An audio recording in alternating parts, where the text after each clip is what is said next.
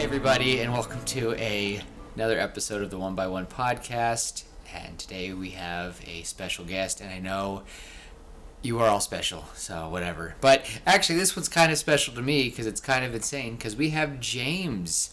Say hi, James. Hi, everyone. And crazy fact about James is I used to coach James when I was his age. Because you're 21 right now, right? Yep. When I was 21 and pretty return mission.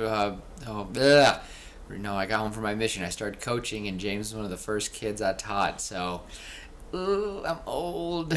Now he's a grown man. I know. Like he crazy. was shorter than me when I first met him, and now he's so tall. And anyway, enough about that, though, James. So now we're gonna talk about you fully, without that sappy introduction as your old coach. But so we're gonna give it to you. Give us your full name, so first and last, so that everyone knows who you is, how long you've been in the ward, if you have any callings, or whatever you want to tell people about yourself who maybe are going to move into the ward here in the near future, and what you would want to tell them. So, take it away. Awesome, yeah.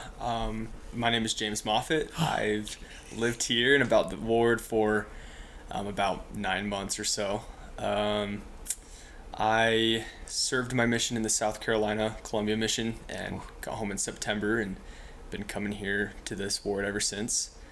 What else did you ask me? I'm sorry, I forgot. I don't know, anything else you want to tell people about anything about you? If that's all you want to tell them, that's sure. fine. Yeah, I love, like Willem said, he was my swim coach.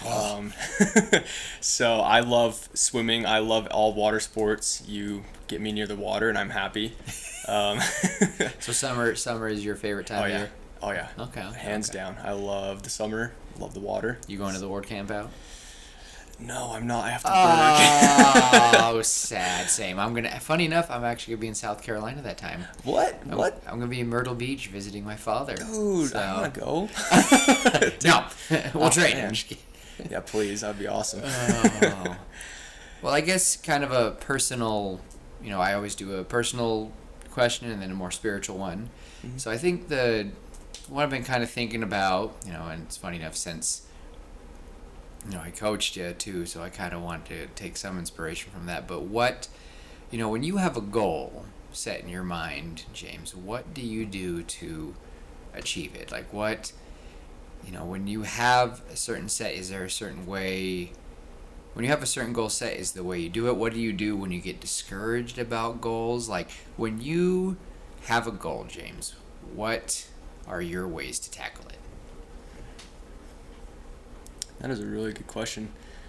Setting goals is, I think, very important. You always want a good direction to go in life. When I have a goal, I want to make sure it's something that it's realistic and something that I can measure. Okay. That's something that my dad and many other people in my life have taught me. You need to measure your goals. And so I like to have the goal set and then make a plan from there. Each step I'm going to take and kind of measure how long it's going to take me, what I need to do to get there, and plan when and how I'm going to do those things.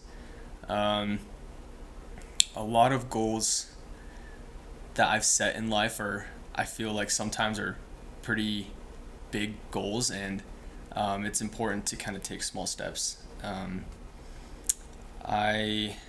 When I get discouraged, when I feel like I'm not making any progress towards my goal, and it's kind of frustrating, it's really annoying at first, I think that's when I like to take a step back and kind of reevaluate why I'm doing what I'm doing. Why do I want to have this goal? Why do I want to go in the direction I'm heading? And I think that kind of helps me maintain that perspective and have the motivation to keep trying, even though it gets discouraging sometimes. And also, something that my mission taught me was looping in the Lord with those goals as well. You say looping? Looping him in, yeah. Oh, like having him be a part of it. Okay. Sorry, I was like, what do you mean loop? Okay. So what? Well, if I can ask, that's kind of the follow up with the spiritual question. But what are some examples of how you loop in God for more earthly goals? How do you loop in God with more of your basic goals? How would you do that on your mission, at least? I'm kind of curious. On the mission, every week we're planning and we're setting goals, and so we're praying for inspiration on those goals. I like to ask Heavenly Father to help me with this goal, but also I also ask for inspiration to know if I need to change or like adjust that goal. And I kind of like let him lead me on that. I let him answer my questions on what steps I need to take to get where I'm going. I like to just check in with him every once in a while on those goals. Kind of helps me feel accountable to him too. So that's just what I'd like to do. I just want to go right into the spiritual question then, or more of a spiritual way of thinking, because ultimately Heavenly Father has a ultimate goal for you, and everything that you've said is very applicable to the ultimate goal of living with Him again, living again with our with our heavenly parents. So I think the question I have for you then is, you can either put yourself, or you can do maybe just a hypothetical person, but what would you say to yourself or a person struggling who has lost sight of that ultimate goal? I think I would tell someone to remember who they are as a child of God, and remember that He has given us everything. He's given us His Son, He's given us this earth, and He's also given us the incredible opportunity to be on the earth at the time of the restoration of the fullness of His gospel. We have access to the fullness of Christ's atonement, and I feel like having that knowledge and really having that sink in, that I have blessings that countless numbers of God's children haven't had before, almost makes me feel more of a responsibility or more of a motivation to enjoy every single blessing that I can receive from the fullness of the gospel.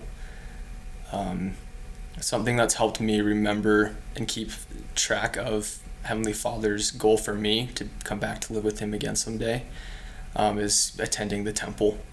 The temple's been a huge part of my life, and so far at least, I think going there and remembering and learning more about God's plan and who I am there has really helped me keep that focus on who He is, who I am, and where I want to go. That was a wonderful answer. And I think something that stood out to me, I usually try not to give my 2 cents because this is about you guys, but sometimes you all just hit a nerve in a good way, And the term "so far," I love when people say that, because it's been in your life so far, and now the goal is, are you going to keep it in your life, or are you going to have that? So I think the possibility of so far is wonderful, and the farthest that we can go, hopefully, is to live with God again. So, but James, if I can get to kind of put you on a little pedestal here, I think it's really crazy to see you. I'm trying to imagine my 21-year-old self, the coach that you saw, and I'm trying to imagine myself 13 years old, and I'm just like, James would have been a wonderful swim coach and someone wonderful to look up to you. So as someone who knew you and has seen you grow up, I'm proud of you, and you're doing great. And it's really cool to have this little conversation as not coach and swimmer, but just two regular guys who are at the same points in their life. So all in all, I'm proud of you, and I know Heavenly Father is too. And thank you for coming into our podcast today. Of course, thank you. And for everyone else, we hope to get you one by one, and we will see you later. Bye.